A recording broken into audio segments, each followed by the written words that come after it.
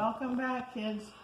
I'm Miss Debbie and I'm from Cox CSP. Let's continue with our chapter book on Wooden Willie. That would be part 10. Okay, so here we go. Mr. Storekeeper shook hands with Wooden Willie. I can't see beloved Belinda nor Uncle Clem, he said, with a puzzled look about him. Neither can I, Mr. Storekeeper, said the little old lady. That's because they ate little red candy balls and became invisible. But if you put out your hand, they will shake your hand.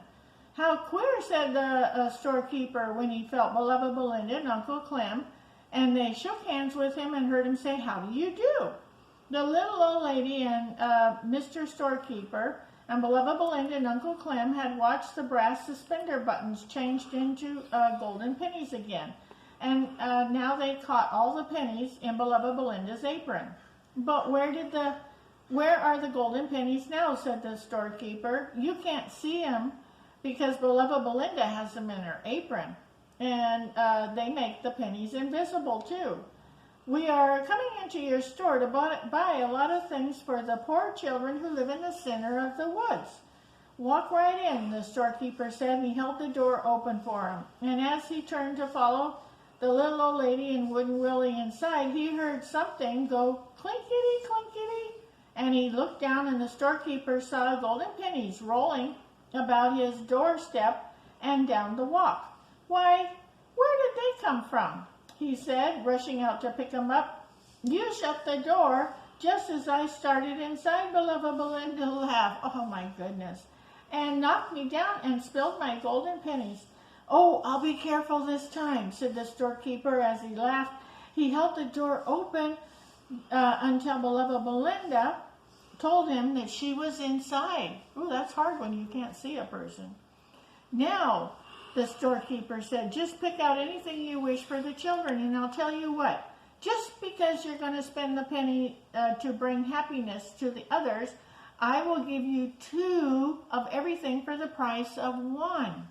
And when you pay for everything, I'll give you all the pennies back again. But if you don't get paid for things, how can you afford to keep the store? Wooden Willie said. Well, I'll tell you, the storekeeper replied. This is a magical store. I bought it from an old magician with 2 pennies. Every time everyone buys a toy and takes it away from the store, another one just like it immediately comes in its place with the one that was taken away. And that is the reason why I can give things away to people who are kind and unselfish.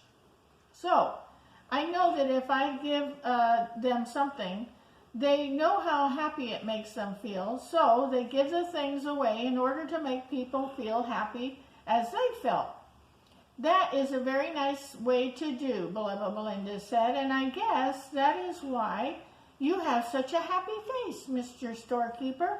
Well, let's see, said the little old lady, and she said to the kind-hearted storekeeper, we want, okay, ready? We want 24 pairs of nice shoes and 24 pairs of pretty stockings, so the children in the orphan home in the center of the woods can run through the woods without stubbing their toes. When the storekeeper had wrapped up all the shoes and stockings and all the bicycles and roller skates and boxes of Cracker Jacks, ooh, I love Cracker Jacks, and baseballs and dolls and picture books, beloved Belinda took the golden pennies out of her apron and put them on the counter. And as soon as beloved Belinda laid them there, the storekeeper could see them. I wish that I could see what you and Uncle Clem look like, Mr. Storekeeper said to beloved Belinda. Oh, so do I, said the old lady. So do I, said Wooden Willie. I get lonesome when I can't see Uncle Clem and beloved Belinda, even if I know they're right near me. The storekeeper scratched his head and thought, wait a minute, he said. Seems to me that somewhere about this store, the magician who sold it to me said I would find a magical medicine. Maybe I can find it and we could make it so we can see you. Ooh, I hope you can find it, said the old lady. for the children will be sure to want to see beloved Belinda and Uncle Clem as much as we do. The storekeeper hunted around all over the store and finally came back with a green bottle. Here it is. Let's see what it says. And he shook his head. I'm afraid it will not help you at all, he said. I'm so sorry. Well, maybe it is for the best, said beloved Belinda. Maybe it is, the storekeeper agreed, but I believe the magical medicine is a very good remedy. See, it's made out of kisses, mother's and grandmother's kisses, and guaranteed to cure any lump or hurt of any kind a child might get. Then, let's take the bottle to the orphan children, said the lady.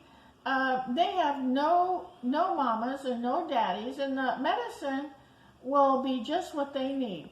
I'll bundle up 6 bottles, said the storekeeper. Now we can put everything in the automobile and give the children a surprise. When the little automobile was loaded, it looked like a picture of Santa Claus's sleigh, piled high with toys and ready to be delivered to the good children. Although beloved Belinda and Uncle Clem were invisible, the storekeeper knew by their chatter that they were sitting beside him on the seat. And after they had gone just a distance, the storekeeper happened to look down at the seat. Why, look here, he said in surprise. Here are 2 fine rag dolls for us to give to the 2 little girls, said the storekeeper, and picked up beloved Belinda, and she laughed. Wouldn't a little girl love this little rag doll? And when he picked up Uncle Clem, he looked at him. That's a cute little man, too. The storekeeper nearly ran to his little car, almost ran his little car into a tree. He was so surprised when beloved Belinda and Uncle Clem both said, Mr. Storekeeper, we are beloved Belinda and Uncle Clem. Oh, I do believe, the storekeeper cried in surprise. You have been taking the medicine of the mother's and the grandma's kisses. Oh, yes, we have, said beloved Belinda. We feel just the same, Uncle Clem told him. Maybe you do, the storekeeper agreed, but you don't look the same.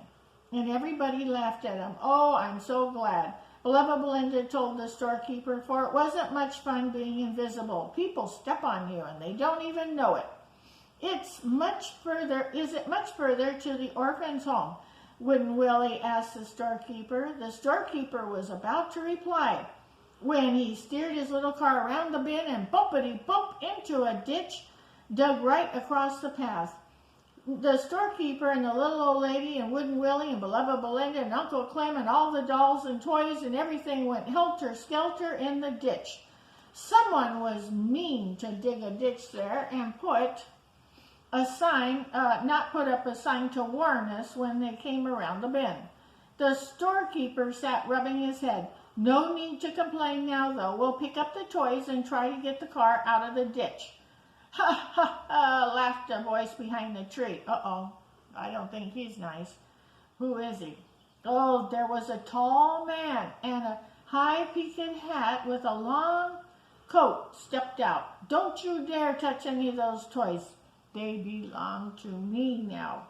The idea, the storekeeper said. All those toys belong to this little lady. We are taking them to the children who live in the middle of the woods.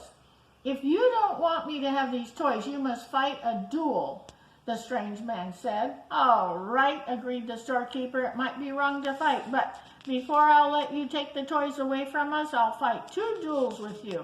Oh, please don't fight, said beloved Belinda. You'll both tear your clothes.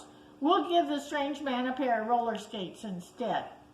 This pleased the man so much he let the storekeeper fasten the roller skates to him and give him a push down the hill. Whee! He cried as the strange man disappeared. That's a lot easier than fighting. Oh, they pushed him down the hill with the roller skates. That's funny. The friends soon picked up the toys that had bounced out of the little car and started on their way again. And after a short way, they reached the house in the center of the woods. There is where the children lived. The orphan children laughed when the storekeeper and the others handed them a present from the little car. So let me show you a picture of the strange little man with the tall hat. He was so mean he wanted to take the toys and everything away. but the storekeeper gave him the pair of roller skates. So we're going to leave it there, and we'll do another chapter another day, okay? Thanks for listening. Bye-bye.